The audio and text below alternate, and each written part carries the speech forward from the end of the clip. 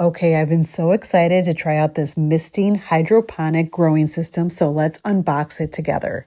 Right out of the box, it comes with everything you need to get started. The main base with the built-in 6-liter water tank, all 15 grow pods, plant labels, nutrient packets, and the adjustable LED light panel.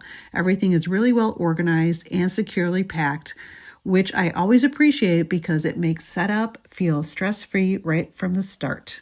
For setup, I started by filling the tank with water up to the max line and added one of the nutrient packets that came with it. Then I placed each grow pod into its slot. You could use them for herbs, vegetables, flowers, or even small fruits. The light panel adjusts easily, so you could raise it higher as your plants start to grow, which is such a smart design detail.